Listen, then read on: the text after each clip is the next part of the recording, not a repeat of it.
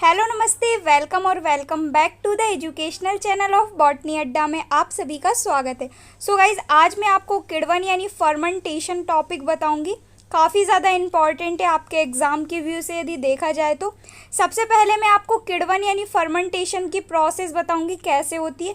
Then इसके बाद हम इसकी विशेषताएं देखेंगे, इसकी मेन फीचर्स देखेंगे। इसके बाद हम इसके टाइप्स देखेंगे। देन हम इसका सिग्निफिकेंस देखेंगे और लास्ट में हम अंतर देखेंगे अनॉक्सी श्वसन और किण्वन में यानी फर्मेंटेशन में। ठीक है, सो सारा टॉपिक हम कवर करेंगे। वीडियो के एंड तक बने रहिएगा। काफ़ी ईजी सा टॉपिक है आपका ये किण्वन या फर्मेंटेशन। सो चलिए स्टार्ट करते हैं। सबसे पहले मैं आपको इसकी प्रोसेस बता देती हूँ कैसे क्या होती है किण्वन की प्रोसेस। बुकनर नामक साइंटिस्ट ने सर्वप्रथम यह सिद्ध किया कि किण्वन अनॉक्सी श्वसन के समान क्रिया होती है। सो देखिए, अनॉक्सी श्वसन क्या होता है, इससे पहले की वीडियो में मैंने आपको एक्सप्लेन किया है।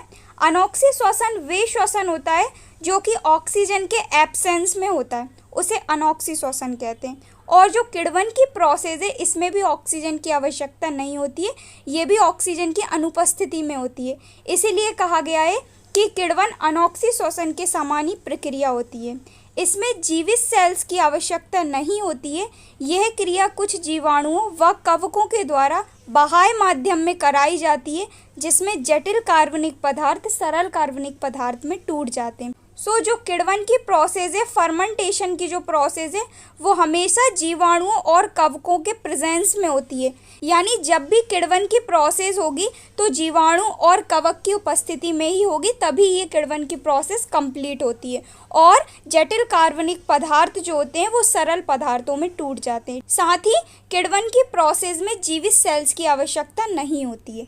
ठीक है, इसका सिंपल सा उदाहरण है यीस्ट सेल्स। यीस्ट सेल्स के द्वारा शर्करा का अल्कोहली किण्वन का निर्माण होता है। ठीक है, तो जो यीस्ट सेल्स होती हैं उनके द्वारा अल्कोहली किण्वन का निर्माण होता है। कैसे होता है, जो शर्करा है C6H12O6 या फिर इसे आप कार्बोहाइड्रेट या हेक्सोस शर्करा भी बोल सकते हैं। तो जो हेक्सोस शर्करा होता है, हेक्सोस शर्करा के किण्वन से अल्कोहल व CO2 बनते हैं तथा एनर्जी भी उत्पन्न होती है। इस क्रिया को किण्वन या फर्मेंटेशन कहते हैं। सो यीस्ट सेल्स के द्वारा क्या होता है, जो शर्करा है उसके द्वारा अल्कोहली किण्वन बनता है और CO2 बनता है, साथ ही साथ कुछ एनर्जी भी बनती है। जो अल्कोहल बना उसी को कहते हैं अल्कोहली किण्वन।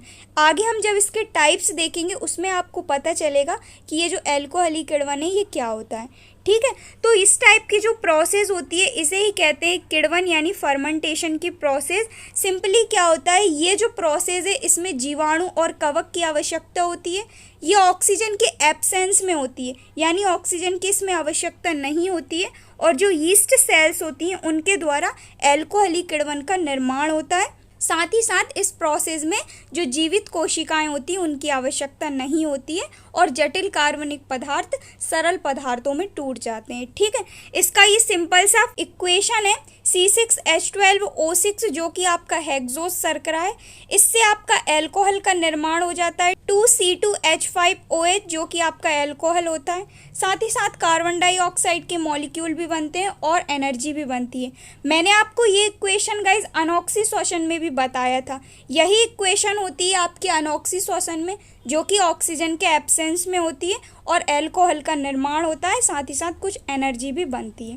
ठीक है, तो ये हुई आपकी किण्वन की प्रोसेस। अब हम देखते हैं किण्वन की प्रमुख विशेषताएं यानी मेन फीचर्स ऑफ फर्मेंटेशन। सो देखिए, यह क्रिया सदैव द्रव माध्यम में होती है, यानी कि जो किण्वन की प्रोसेस है ये हमेशा लिक्विड माध्यम में, लिक्विड स्टेट में होती है। इस क्रिया में ऑक्सीजन की आवश्यकता नहीं होती है, जैसा कि मैंने आपको बताया कि ये अनॉक्सी श्वसन के समान प्रोसेस है, इसमें ऑक्सीजन की आवश्यकता नहीं होती है। इसमें क्रियाधार यानी सबस्ट्रेट जो होते हैं वो कोशिका से बाहर होते चले जाते हैं या कोशिका से बाहर निकल जाते हैं। ठीक है, तो ये इसके इम्पॉर्टेंट फीचर्स थे, थोड़ा सा आपको याद करने की आवश्यकता है, बाकी कुछ भी नहीं है। अब हम देखते हैं इसके प्रकार जो कि मोस्ट इम्पॉर्टेंट है और आपके एग्ज़ाम में पूछे ही जाते हैं। ठीक है, BSc और MSc दोनों में दिया गया है ये आपका फर्मेंटेशन का टॉपिक। सो ध्यान से देखिएगा। किण्वन में बनने वाले अंतिम उत्पादों के आधार पर ये क्रिया निम्नलिखित प्रकार की हो सकती है। सो देखिए, जो जो प्रोसेस होगी उनके लास्ट में जो पदार्थ बनेगा, जो उत्पाद बनेगा, उसी के आधार पर इनका नाम रखा गया है किण्वन के प्रकारों का। ठीक है, तो मैं आपको बताती हूँ कैसे रखा गया है। सबसे पहला है एल्कोहलीय किण्वन, यानी इसमें लास्ट में बनेगा आपका एल्कोहल, इसलिए इसका नाम रखा गया है एल्कोहलीय किण्वन। सो देखिए, एल्कोहलिक फर्मेंटेशन के अंतर्गत ग्लूकोज के अणु से एथिल एल्कोहल तथा CO2 के बनने की क्रिया को एल्कोहलीय किण्वन कहते हैं। ये क्रिया यीस्ट सेल्स के द्वारा शर्करा के घोल में होती है। यीस्ट सेल्स जाइमेज समूह के एंजाइम स्त्रावित करते हैं जो शर्करा को एल्कोहल तथा CO2 में विघटित कर देते हैं। सो देखिए क्या होता है, जो ग्लूकोज है, जो शर्करा है, उसके द्वारा बन जाता है आपका एथिल एल्कोहल। एथिल एल्कोहल बना जो कि आपका उत्पाद है, इसीलिए इसका नाम रखा गया एल्कोहलीय किण्वन। ठीक है, और ये जो क्रिया है ये यीस्ट जाइमेज एंजाइम की उपस्थिति में होती है, यानी यीस्ट सेल्स जो हैं वो जाइमेज समूह के एंजाइम को स्त्रावित करती हैं, तब जाके ये क्रिया आपकी कंप्लीट होती है। सो मैंने आपको कहा था कुछ एंजाइम, कवक, कुछ जीवाणु इन्हीं की उपस्थिति में होती है ये आपकी फर्मेंटेशन की प्रोसेस। यदि ये अनुपस्थित होंगे, एब्सेंट होंगे, तो आपकी फर्मेंटेशन की प्रोसेस नहीं होती है। तो पहला टाइप है आपकी एल्कोहलीय किण्वन, जिसमें आपके ग्लूकोज से बनता है एथिल एल्कोहल, एनर्जी, और CO2। एथिल एल्कोहल बनता है, इसीलिए इसका नाम रखा गया एल्कोहलीय किण्वन, यानी एल्कोहलिक फर्मेंटेशन। और जाइमेज ग्रुप के जो एंजाइम है वो स्त्रावित होते हैं, देन आपकी किण्वन की प्रोसेस कंप्लीट होती है। ठीक है, इसके बाद सेकंड है लैक्टिक एसिड किण्वन, यानी लैक्टिक एसिड फर्मेंटेशन। इसमें आपका उत्पाद बनता है लैक्टिक एसिड, इसीलिए इसका नाम रखा गया लैक्टिक एसिड किण्वन।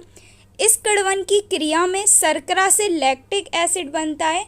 इसमें लैक्टिक अम्ल बैक्टीरिया दूध की शर्करा का किण्वन करके लैक्टिक एसिड बनाते हैं, जिससे दूध खट्टा हो जाता है तथा बैक्टीरियम एसिडी लैक्टिसी दूध की शर्करा को लैक्टिक एसिड में परिवर्तित कर देता है।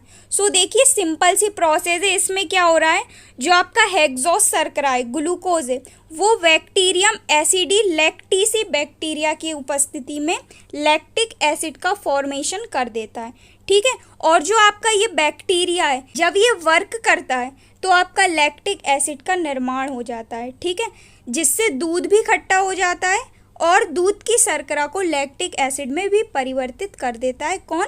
बैक्टीरियम एसिडी लैक्टिसी बैक्टीरिया, यानी जीवाणु। ठीक है, तो ये हुई आपकी सेकंड टाइप की प्रोसेस, जो कि है लैक्टिक एसिड किण्वन, यानी लैक्टिक एसिड फर्मेंटेशन। ठीक है, ये सेकंड टाइप है आपकी फर्मेंटेशन का, यानी किण्वन का। सो थोड़ा सा समझने की आवश्यकता है, बाकी इसमें कुछ भी नहीं है। जो लास्ट में आपके प्रोडक्ट बन रहे हैं उन्हीं के आधार पर इसका नाम रखा गया। सभी में हेक्सोस शर्करा यानी कार्बोहाइड्रेट सबसे पहले वर्क कर रहा है, वो टूट रहा है, इसके बाद आपका उत्पाद बन रहा है लैक्टिक एसिड, एल्कोहल वगैरह। ठीक है, देन थर्ड नंबर पे ब्यूटायरिक एसिड फर्मेंटेशन, यानी ब्यूटायरिक अम्ल किण्वन। यह किण्वन बैसिलस ब्यूटायरिकस तथा क्लस्ट्रीडियम ब्यूटायरिकम नामक जीवाणुओं द्वारा होती है। ये जीवाणु शर्करा तथा लैक्टिक एसिड का किण्वन करके उन्हें ब्यूटायरिक एसिड में परिवर्तित कर देता है। सिंपल सी प्रोसेस है, इसमें भी कुछ नहीं होता। जो हेक्सोस शर्करा है उससे आपका प्रोडक्ट बन जाता है ब्यूटायरिक एसिड। ठीक है, और लैक्टिक एसिड जो है उससे भी बन जाता है आपका ब्यूटायरिक एसिड। बस दो आपके जीवाणु कवक जो है वो काम करते हैं। सबसे पहला है बैसिलस ब्यूटायरिकस, जो कि आपका हेक्सोस शर्करा से बनता है ब्यूटायरिक एसिड, और दूसरा है क्लस्ट्रीडियम ब्यूटायरिकम, इससे आपका लैक्टिक एसिड से ब्यूटायरिक एसिड का फॉर्मेशन होता है। ठीक है, तो दो टाइप से हो सकती है आपकी ये ब्यूटायरिक एसिड फर्मेंटेशन की प्रोसेस। पहला हेक्सोस शर्करा से और दूसरा लैक्टिक एसिड से, दोनों से ही आपके ब्यूटायरिक एसिड बन सकते हैं, बस अलग अलग प्रकार के जीवाणु वर्क करते हैं। ठीक है, देन थर्ड नंबर का है एसिटिक एसिड फर्मेंटेशन, यानी एसिडिक अम्ल किण्वन। अन्य किण्वन के विपरीत इसमें वायुमंडल के O2 का उपयोग किया जाता है। एसिटोबैक्टर एसिटाई जीवाणु O2 की उपस्थिति में एथिल एल्कोहल का ऑक्सीकरण करके एसिटिक एसिड बनाता है। बाकी जो 3 प्रोसेस बताई और इससे पहले मैंने आपको इसकी प्रोसेस बताई, उसमें मैंने आपको कहा था कि O2 का यूज़ नहीं होता है। बट जो आपकी एसिटिक एसिड फर्मेंटेशन है ये आपकी अपवाद है, इसीलिए मैंने आपसे कहा था कि अनॉक्सी श्वसन जो है उसके समान होती है और माइनर सा डिफरेंस होता है। ठीक है, तो मैं डिफरेंस भी आपको बताऊंगी ताकि ये क्लियर हो जाए आपको और भी ज़्यादा। जो 4th टाइप की आपकी फर्मेंटेशन है एसिटिक एसिड फर्मेंटेशन, इसमें जस्ट अपोजिट होता है अन्य किण्वन की अपेक्षा। इसमें क्या होता है, जो वायुमंडल की O2 है उसका उपयोग होता है। अभी तक मैंने आपसे कहा कि O2 का यूज़ नहीं होता है, O2 का यूज़ नहीं होता है, बट ये आपको थोड़ा सा याद करना पड़ेगा। ये इसका अपवाद है कि जो एसिटिक एसिड फर्मेंटेशन है, जब एसिटिक एसिड का निर्माण होता है तो वायुमंडल की O2 का उपयोग होता है और इसमें एसिटोबैक्टर एसिटाई जीवाणु जो है वो वर्क करता है O2 की उपस्थिति में और एथिल अल्कोहल का ऑक्सीकरण करके एसिटिक एसिड का फॉर्मेशन करता है। देखिए मैं आपको इक्वेशन में बताती हूँ। C2H5OH ये आपका एथिल अल्कोहल है, O2 का यूज़ हुआ, देन एसिटोबैक्टर एसिटी बैक्टीरिया जो है इसने वर्क किया और आपका एसिटिक एसिड का फॉर्मेशन हो गया। साथ ही साथ H2O और एनर्जी भी बनती है, बट इस प्रोसेस में आपकी O2 का यूज़ होता है ना, ऑक्सीजन का यूज़ होता है, तब जाके आपके एसिटिक एसिड का निर्माण होता है। सो आपको ये थोड़ा सा याद रखना है, जो एसिटिक एसिड फर्मेंटेशन है उसमें O2 का यूज़ होता है, देन एसिटिक एसिड बनता है और इन्हीं जीवाणुओं की सहायता से सिरका भी बनाया जाता है। ठीक है, तो इसके 4 टाइप के प्रकार होते हैं फर्मेंटेशन के। सबसे पहला है एल्कोहलीय किण्वन यानी एल्कोहलिक फर्मेंटेशन, सेकंड है लैक्टिक एसिड फर्मेंटेशन, थर्ड है ब्यूटायरिक एसिड फर्मेंटेशन और फोर्थ है एसिटिक एसिड फर्मेंटेशन। ठीक है, बाकी 3 तो सेम है, बट जो 4th वाला है इसमें O2 का यूज़ होता है। अब हम देखते हैं किण्वन का महत्व यानी सिग्निफिकेंस ऑफ फर्मेंटेशन। ये भी इम्पॉर्टेंट है। देखिए 4 से 5 में आपको इसके इम्पॉर्टेंट सिग्निफिकेंस बताऊंगी। सबसे पहला है किण्वन क्रियाओं का हमारे घरेलू जीवन एवं उद्योग में बहुत महत्व है। ईस्ट तथा जीवाणुओं के द्वारा अल्कोहल किण्वन का प्रयोग मदिरा बनाने के कारखानों में बियर, वाइन, विस्की बनाने में किया जाता है। सो देखिए जो फर्मेंटेशन की प्रोसेस है इसका यूज़ घरेलू जीवन में और उद्योगों में ज़्यादा किया जाता है, इसलिए वहाँ पे इसका महत्व भी ज़्यादा होता है। क्यों? क्योंकि मदिरा, दारू वगैरह बनाने में, कारखानों में बियर, वाइन, विस्की बनाने में इसका यूज़ बहुत ही ज़्यादा किया जाता है अल्कोहलिक किण्वन का। ठीक है, तो इसलिए इसका यूज़ ज़्यादा है घरेलू जीवन में या उद्योग में। और जो दारू, बियर, वाइन वगैरह उसका यूज़ भी काफ़ी सारे लोग करते हैं, इसलिए इसका यूज़ भी ज़्यादा होता है घरेलू जीवन में और उद्योगों में। ठीक है, सेकंड है जंतुओं की खाल से चमड़ा तैयार करने की क्रिया भी कुछ जीवाणुओं की किण्वन क्रिया द्वारा चमड़ा तैयार किया जाता है। सो जो जंतुओं की खाल से चमड़ा बनता है उस प्रोसेस के लिए भी कुछ जीवाणुओं की फर्मेंटेशन की प्रोसेस कराई जाती है, तब जाके आपका चमड़ा तैयार होता है, देन उससे प्रोडक्ट बनते हैं।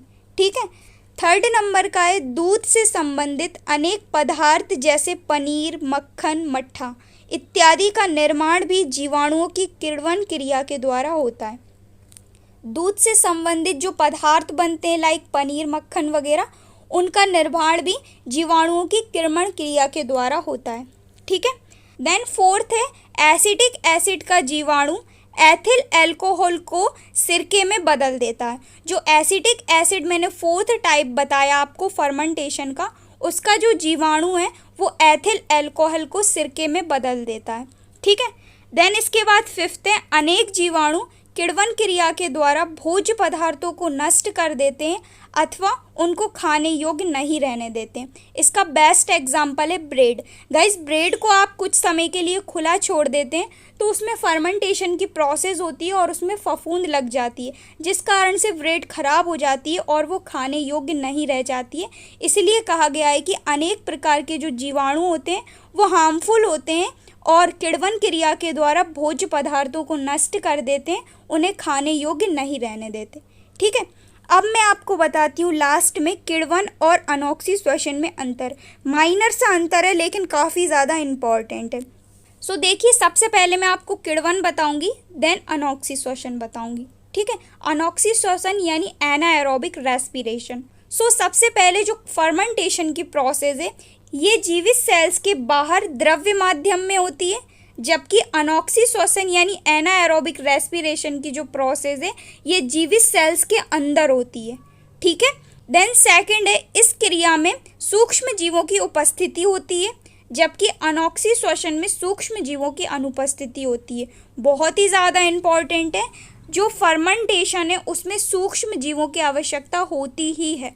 यदि सूक्ष्म जीव वर्क नहीं करेंगे तो आपकी फर्मेंटेशन की प्रोसेस कंप्लीट नहीं होती, जबकि अनॉक्सी श्वसन में सूक्ष्म जीवों का कोई भी रोल नहीं होता है, और कहा जाए तो जो सूक्ष्म जीव हैं वो अनुपस्थित होते हैं अनॉक्सी श्वसन की प्रोसेस में। ठीक है, थर्ड है, इसमें एटीपी का निर्माण नहीं होता है, सभी ऊर्जा ऊष्मा के रूप में निकलती है, जबकि अनॉक्सी श्वसन में कुछ ऊर्जा एटीपी के रूप में प्राप्त होती है और शेष ऊष्मा के रूप में निकलती है। ठीक है, तो ये इसमें अंतर है किण्वन और अनॉक्सी श्वसन में, जो कि काफ़ी ज़्यादा इम्पॉर्टेंट है। बहुत ही माइनर सा अंतर है इन दोनों के बीच।